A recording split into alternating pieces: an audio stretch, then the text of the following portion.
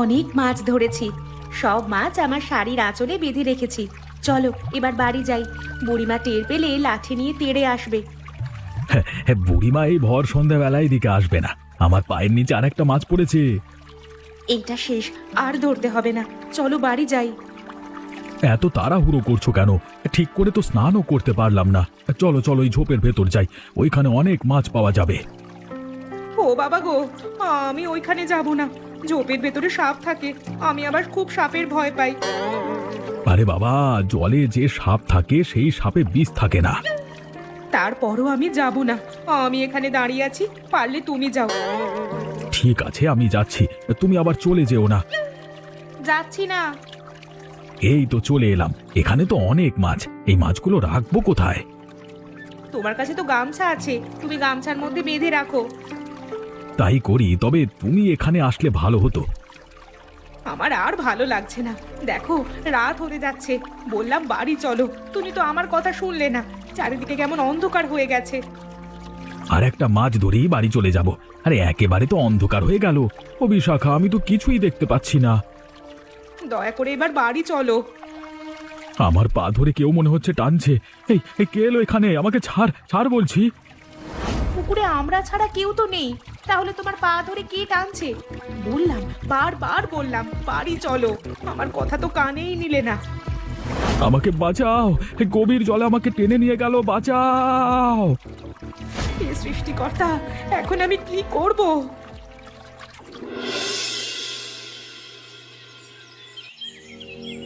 দিদিমা, গ্রামের সবাই বলছে রাতুল কাকার নাকি ভূতে জলের নিচে তলিয়ে নিয়ে গেছে। ভূত বলে কিচ্ছু নেই। আমার তো মনে হচ্ছে কেউ ওকে মেরে ফেলেছে। কে মারতে যাবে? ওই সময় রাতুল কাকা আর বিশাখা কাকি ছাড়া পুকুরে কেউ ছিল না। তাহলে কে মারতে যাবে? কি জানি বাবু, আমাদের দোষ না দিলেই হলো। আমাদের দোষ দিতে যাবে কেন? আমরা কি ওই সময় পুকুর পাড়ে ছিলাম নাকি? আমার পুকুরে কেউ নামলেই তো আমি চেঁচামেচি করি, তাই অনেকে মনে করতে পারে। দিদিমা, দেখো কেউ একজন আসছে মনে হয়। আমি তো ওনাকে চিনতে পারছি না। কে তুমি বাবা? আমি তো তোমাকে ঠিক চিনতে পারলাম না। দুদিন আগে জলে ডুবে যিনি মারা গেছেন উনি আমার জামাইবাবু হয়। আমার ধারণা আপনি আর আপনার নাতি মিলে আমার জামাইবাবুকে জলে ডুবে মেরেছেন। আপনাদের আমি ছাড়বো না। তুমি কোথাকার কে বাবু? আমরা তোমার জামাই বাবুকে জলে ডুবিয়ে মারছি, তার প্রমাণ দিতে পারবে? সত্যি বলছেন না তো?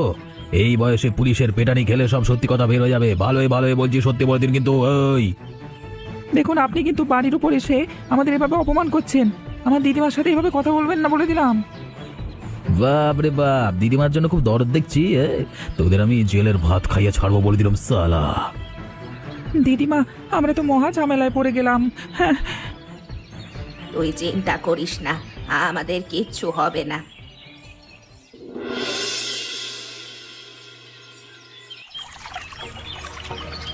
কে কোথায় আছো? দেখে যাও, কলসের মধ্যে সাপ। আমার হাতে ছোবল দিয়ে যাচ্ছিল, একটুর জন্য আমি বেঁচে গেছি। কি হয়েছে দিদি, তুমি এমন চিৎকার করছো কেন? আমাদের সাথে যে কি হচ্ছে কিছুই তো বুঝতে পারছি না। 1 বছর সংসার করতে না করতেই বিধবা হয়ে গেলাম। তোদের জামাইবাবু আমাকে ছেড়ে চলে গেছে। এখন তো মনে হচ্ছে আমারও দিন চলে এসেছে। ও দিদি, তুমি এত ভেঙে পড়ো না। তোমার ভাই আর আমি তো আছি, তোমার কোনো কষ্ট আমরা দিব না। তোরা আর কতদিনই বা এখানে থাকবি? বাবা মা অসুস্থ, তাদেরও তো দেখাশোনা করা দরকার। আমার মনে হয় তোদের এবার বাড়ি যাওয়া উচিত। তুমি একা এই বাড়িতে কি করে থাকবে গো দিদি? সুমন বলছিল মাসখানেক থেকে তারপর যাবে। তোমার মানসিক অবস্থা একদম ঠিক নেই। তাছাড়া যে কোনো সময় বিপদে পড়তে পারো। দেখলে তো আজ সাপের কামড় খেতে খেতে বাঁচলে। সাপটা মারতে হবে, আমি কলসের মধ্যে ঢাকনা দিয়ে আটকে রেখেছি। তোমার ভাই আসুক, ও এসে মারবে, আমরা মারতে পারবো না। তোরা আমাদের বাড়িতে আসার 1 সপ্তাহের মধ্যে তোদের জামাইবাবু সবাইকে ছেড়ে চলে গেল। আমারই কপাল পোড়া। আমার কি মনে হয় জানো দিদি, তোমাদের ওই বুড়িমা আর ওনার নাতি মিলে রাতুল জামাইবাবুকে জলে ডুবিয়ে মেরেছে। না না, ওরা কিছু করেনি। আমরা যখন ওদের পুকুরে স্নান করছিলাম তখন আশেপাশে কেউ ছিল না। অন্ধকারে জলে নেমেছিল হয়তো। থাক না, এই বিষয় নিয়ে আমার এখন আর আলোচনা করতে ভালো লাগছে না। ঠিক আছে বাবা, আমি আর কিছু বলবো না। কে কে আমার গায়ে কে ঢিল মারলো? একবার যদি হাতের কাছে পাই না, একেবারে ছিঁড়ে খাবো। দিদিমা, তুমি এত চিৎকার করছো কেন? একটু আরাম করে ঘুমাচ্ছিলাম, তোমার জন্য ঘুমাতে পারলাম না। চিৎকার করবো না? আমার গায়ে কে যেন ঢিল ছুঁড়ে মেরেছে। তুমি ঘুমের ঘরে স্বপ্ন দেখেছো? এই দুপুরে কে তোমাকে ঢিল ছুঁড়ে মারতে যাবে?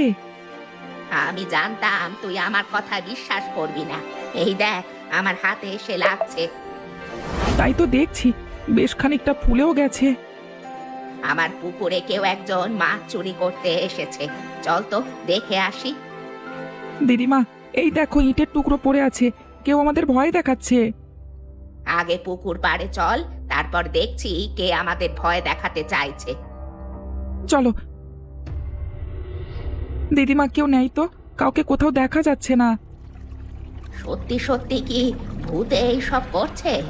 ভূতে যদি আমাদের ভয় দেখাতে থাকে, আমরা তো এখানে থাকতে পারবো না। এই বাড়ি ছেড়ে আমাদের চলে যেতে হবে। ভূতে করছে কি মানুষে করছে, আমাকে খুঁজে বার করতে হবে।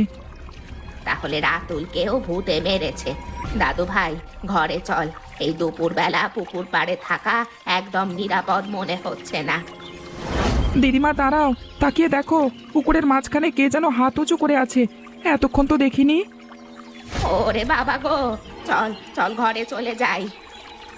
আমি দেখতে চাই কে মাঝ পুকুরে হাত উঁচু করে আছে। দাদু ভাই, তুই ছাড়া আমার যে আর কেউ নেই। তোকে আমি পুকুরে নামতে দিব না। আমার মাথা দিব্যি, ঘরে চল বলছি। আচ্ছা চলো। সবজির পকোড়া খেতে দারুণ। প্রায় সন্ধ্যার সময় আমি বাজারে গিয়ে খাই, আজকে তোমার জন্য নিয়ে এলাম। খেতে তো দারুণ, কিন্তু এত রাতে খেতে কি আর ভালো লাগে? খাও খাও, ভালোবেসে তোমার জন্য এনেছি। সেদিন শাক নিয়ে যা কাণ্ড হলো না, আমার হাসিতে পেট একেবারে ফেটে যাচ্ছে। কলসের মধ্যে নকল সাপ রেখেছিলাম, দিদি একদম বুঝতে পারিনি। আরে আস্তে কথা বলো, দিদি শুনতে পাবে। না না, দিদি অনেক আগেই ঘুমিয়ে পড়েছে। দিদিকে পাগল করে রাখতে হবে, বুঝলে? এই নাও, এই ওষুধটা রোজ রাতে ভাতের সাথে খাইয়ে দেবে। এই ওষুধ খেলে দিদি কয়েক মাসের মধ্যে পাগলা হয়ে যাবে। দিদি তো বলছিল আমাদের বাড়ি চলে যেতে। আরে বাড়ি তো যাব, তার আগে জামাইবাবুর বাড়িঘর আর বুড়ির পুকুরটা নিজের করে নিতে হবে না? সেদিন জামাইবাবুকে কিভাবে মেরেছিলে? সবাই তো ভূতে জামাইবাবুকে মেরেছে বলছে। আমি তো ঝোপের মধ্যে লুকিয়েছিলাম, জামাইবাবু আর দিদি মাছ চুরি করছিল। জামাইবাবু যখন মাছ চুরি করতে ঝোপের ভেতরে যায়, আমি জলে ডুব দিয়ে পাটা টান দিয়ে ধরে সালা জামাইবাবুকে শেষ করে আমি উঠে আসি ওপরে। অন্ধকার ছিল বলে কেউ বুঝতে পারেনি কেউ। আজকে দুপুরে আবার বুড়ি আর ওর নাতিকে তো ভয় দেখালে। তোমার মাথায় তো অনেক বুদ্ধি। তবে একটা বিষয় নিয়ে আমি খুব চিন্তায় আছি, জামাইবাবু লাস্টে এতদিনও ভেসে উঠলো না। ওই দিনের পর থেকে পুকুরে আর কেউ নামে না। আমার মনে হচ্ছে জলের তলায় আছে। জাল ফেলে দেখতে হবে, তার আগে গোপালের একটা ব্যবস্থা করতে হবে। একদম।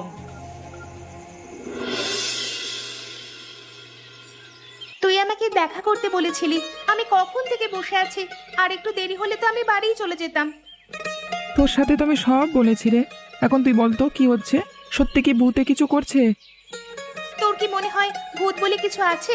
আমার মনে হচ্ছে তোদের কেউ ভয় দেখাচ্ছে। এখন ভয় কে দেখাচ্ছে এটা আমাদের খুঁজে বার করতে হবে। জানিস, রাতুল কাকার লাশ এখনো খুঁজে পাওয়া যায়নি। ওই পুকুরে তো ভয়ে কেউ নামেও না। দিদিমার ঘরে রোজ কে যেন ঢিল ছোড়ে। অনেক সময় আমার দিদিমার গায়ে এসেও লাগে। বিশেষ করে দুপুরের দিকে এই ঘটনা বেশি ঘটে। আমি তোদের বাড়ি দুপুরের দিকে চৌকি দেব, দেখি কে ঢিল ছুঁড়তে আসে। তুই যেন আবার বিপদে পড়িস না। না না, তুই আমার ওপরে ভরসা রাখতে পারিস। আমি বাড়ির দিকে যাই, দিদিমা একা আছে। দিদিমা ভূতে ভয় পাচ্ছে রে। দরকার হলে আমি দিদিমার কাছে থাকবো। চল এখন তোর সাথে যাই, বিশাখা কাকির সঙ্গে একবার দেখা করা দরকার। আজকে দেখা করিস? হ্যাঁ, তাই করব। তুমি বেঁচে আছো, কেউ জানে না। সবাই মনে করে সেদিন জলে ডুবে তুমি মারা গেছো। আমার আমার পা ধরে কে যেন টান দিয়েছিল, কিছুই বুঝতে পারিনি। পা টান দিয়ে মুখটা চেপে ধরেছিল, আমি আমি মরবার ভান করেছিলাম। তুমি বাড়ি ফিরে চলো, তোমাকে ছাড়া ওই বাড়িতে থাকা কষ্টকর হয়ে যাচ্ছে। সুমন্ত ওটা নিজের বাড়ি মনে করে রয়েছে। ওরা আমার বাড়িতে আছে নাকি আমি ওদের বাড়িতে আছি কিছুই বুঝতে পারি না। ওদের থেকে সাবধান থাকবে। আমি ওদের একদম বিশ্বাস করতে পারি না। আমাকে কে খুন করতে চাইছিল সেটা খুঁজে বের করতে হবে। আমি বুড়িমার পুকুর থেকে মাছ চুরি করছিলাম সত্যি, কিন্তু আর কোনো পাপ কাজ করেছি বলে তো মনে পড়ে না। আমি তো সুমন আর সুমিকে একদম বিশ্বাস করি না। ওদের বাড়ি চলে যেতে বলেছি, তাও ওরা যায় না। আমার তো মনে হচ্ছে সুমনই তোমাকে খুন করতে চেয়েছিল। প্রথম ছাড়া কিছু বলতে পারছি না। একবার যদি জানতে পারি তাহলে আমি তাকে নিজের হাতে শেষ করে দেব। তুমি মাথা গরম করো না। আচ্ছা, আমাকে একটা কথা বলো তো, তুমি আছো কোথায়? আমি যেখানেই থাকি না কেন ভালো আছি। আমাকে নিয়ে তোমার একদম চিন্তা করতে হবে না। কি করব বলো, চিন্তা তো হয়। অনেক রাত হলো, আমাকে এবার বাড়ি যেতে হবে। তোমাকে পৌঁছে দিয়ে আসি। এত রাতে একা যাওয়া ঠিক হবে না। তোমাকে কেউ দেখে ফেলতে পারে। এত রাতে গ্রামের রাস্তাঘাটে কেউ থাকে না। আমার মুখ বাঁধা আছে, কেউ দেখলে চিনতে পারবে না। আমি আগে আগে যাই, তুমি আমার পিছনে পিছনে আসো। ঠিক আছে।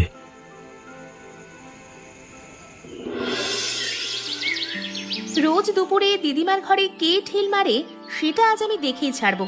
দিদিমাকে ভয় দেখানোর সাহস পায় কি করে? না, কাউকে তো দেখছি না। ঘরে গিয়ে জানালা দিয়ে উকি মেরে দেখব। সুমন কাকা এইদিকে আসছে কেন? হাতে একটা ইটের টুকরোও তো দেখছি। কিরে বিনা, তুই এখানে কি করছিস? তোর বাড়ি তো এইদিকে না, দক্ষিণ পারে। তা রোজ রোজ তুই এদিকে কি করিস রে? এই, তুমি এই ভর দুপুরে দিদিমার বাড়ির কাছে কি করছো? তোমার হাতে দেখছি ইটের টুকরো। ইটের টুকরো কি দিদিমার গায়ে মারবা নাকি? তুই কিন্তু বেশি কথা বলছিস। এত কথা বল আমি পছন্দ করি না। দিদিমা, এখানে এসো তো, দেখো আমি চোর ধরেছি। এত জোরে ডাকাডাকি করছিস কেন? চোর ধরেছিস বলছিস, তা কোথায় চোর?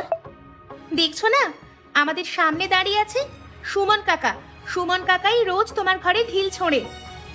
খবরদার বলছি, বাজে বকবি না। আমাকে তুই ঢিল ছুটতে দেখেছিস? বাজে কথা আমি বলছি না। তুমি দিদিমার ঘরে ঢিল ছোঁড়ো কেন আমাকে সেটা বলো। আমি তো বুড়িমার সাথে দেখা করতে এসেছি।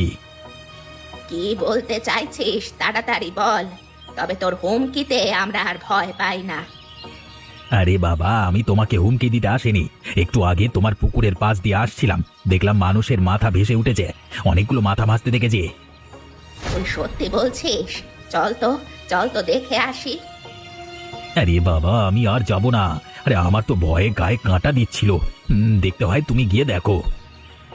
এই বিনা, চল তো দেখে আসি। ওই যে ওষুধটা তোমাকে দিয়েছিলাম, সেটা কি দিদিকে ঠিক মতো খাইয়ে দিচ্ছ? দিচ্ছি তো, কিন্তু তোমার দিদির তো কিছুই হচ্ছে না। আগের চেয়ে বরং আরো সুস্থ হয়ে উঠেছে।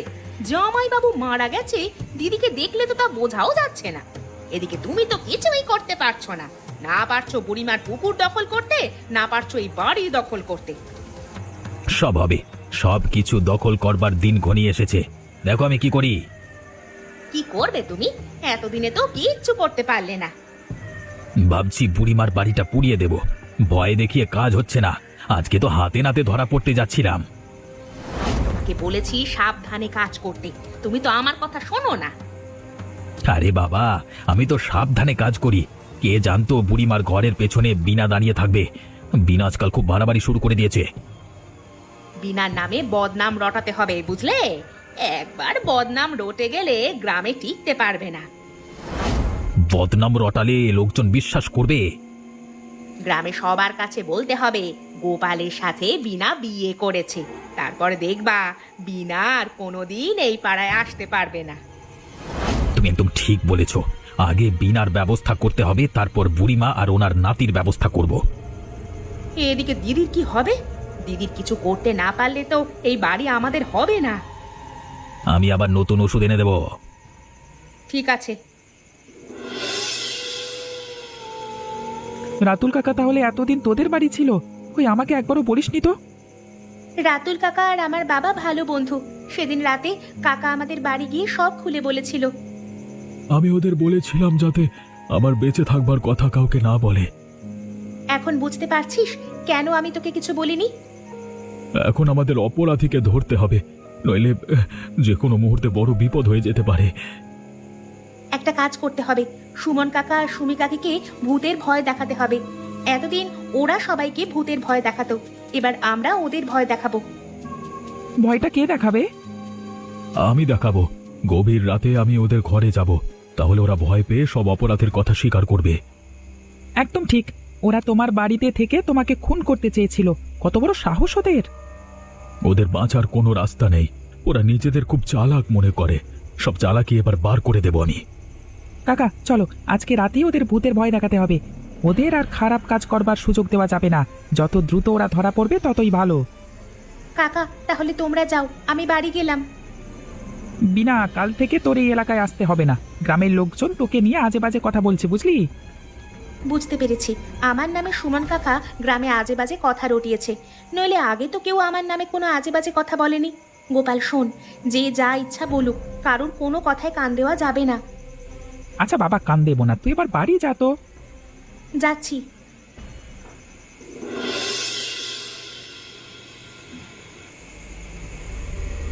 তোরা ঘুমোচ্ছিস? আমি তোদের চিবিয়ে খাবো, ওঠ বলছি। কে তুমি? স্বপ্ন দেখছি, ঘুমিয়ে পড়ি বাবা। ঘুমালি রক্ত চুষে খাবো। তুমি তুমি এখান থেকে চলে যাও বলছি, না গেলে তোমাকে আমি আগুন দিয়ে পুড়িয়ে দেবো। চলে যাও। আমি বুড়িমার পুকুর থেকে উঠে এসেছি। আমার সমস্ত শরীর শীতল হয়ে আছে। আগুনে আমি পুড়ব না। তোমাকে আমি জলের ভেতরে গলা টিপে মেরেছিলাম, এবার তোমাকে আমি মাটির নিচে পুঁতে মারবো। মৃত মানুষকে কি বারবার মারা যায়? মৃত মানুষকে মারা যায় না, কিন্তু কিন্তু জীবন্ত মানুষ কি তো মারা যায়? সকালে ঘুম থেকে উঠে তোমার বউকে বিষ খাইয়ে মেরে ফেলবো। আমার বউ তো তোর নিজের দিদি। নিজের দিদিকে কেউ মারতে পারে? আমি মারবো? আমি নিজের ভালোর জন্য সবকিছু করতে পারি, সবকিছু। নিজের বয়স্ক বাবা মাকে ফেলে আমি এখানে পড়ে আছি নিজের ভালোর জন্য। বয়স্ক মা না মরা অবধি বাড়িতে কোনো দিন ফিরে যাব না। সে তো আমি বুঝতে পারছি, তুই সব কিছু করতে পারিস। শোন, কালকে আমি আবার আসবো। আজকের মতো আমি গেলাম। এই ওটো ওটো, এই ঘরের মধ্যে কিছু একটা হয়ে গেল, তুমি ঘুমাচ্ছ? এত ঘুম কি করে হয়? কি বলো? রাতুল এসেছিল, আমাকে ভয় দেখিয়ে চলে গেল। কি সব ভুল বকছো তুমি? চুপচাপ শুয়ে পড়ো তো। কালকে রাতেই বুড়িমার বাড়ি পোড়াতে হবে। সে হবে খুন, এখন ঘুমাও তো।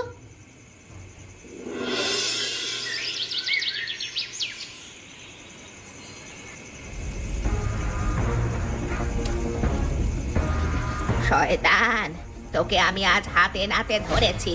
আমার বাড়িতে আগুন দিতে যাচ্ছিস? তোর এত সাহস হয় কি করে? তোকে আমি পুলিশে দিব। বুড়িমা, আমি আজকে তোমাকে জ্বালিয়ে দেবো।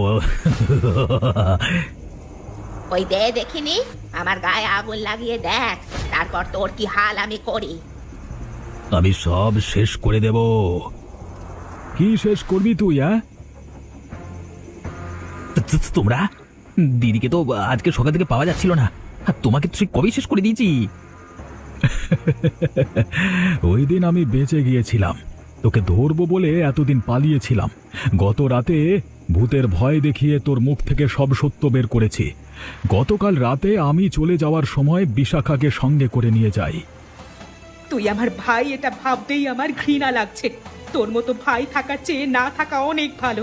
তোমরা তোমরা ওকে বেঁধে আগুনে জ্বালিয়ে দাও। আমরা তো ওর মতো অমানুষ না, ওকে আইনের হাতে তুলে দেব।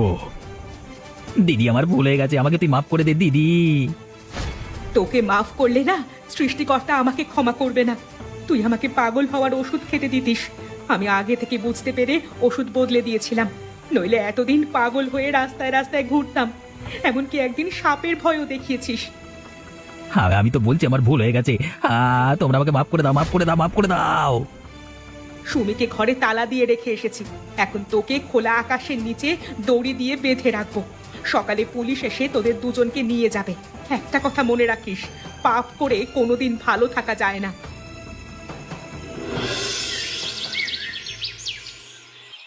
কতদিন যে পুকুর পাড়ে আসিনি, শয়তানটা ধরা না পড়লে হয়তো এখানে আসা হতো না। দিদিমা, আমাদের পুকুরে তো অনেক মাছ, মাছ ধরে গ্রামের সবাইকে দেবো। এটি হাসছিস কেন? তোকে কিন্তু পেটানি দেবো বলে দিলাম। হাসবো না? মাছ গ্রামের লোকজনকে দিলে না, দিদিমা না তোকে লাঠি নিয়ে তাড়া করবে। না রে দিদি ভাই, আমি কিচ্ছু বলবো না। এত মাছ তো আমরা খেতে পারবো না, গ্রামে সবাইকে দিয়ে খাওয়া তো ভালো। দেখলি আমার দিদিমার মন কত বড়। দিদিমা বুঝি তোর একার, আমার নয়? আমি তোদের দুইজনেরই দিদিমা, এবার হয়েছে দুজন এক জায়গায় হলেই খালি ঝগড়া। কি করব বলো, তোমার নাতি আমাকে খুব জ্বালায়। তোদের ঝগড়া দেখতে আমার বেশ লাগে। দিদিমা, আমি এবার গেলাম। সব ঝামেলা যেহেতু মিটেই গেছে, তাই আমার এইদিকে খুব একটা আশা হবে না। তুই রোজ একবার করে আমাদের বাড়িতে আসবি, লোকের কথায় একদম কান দিবি না।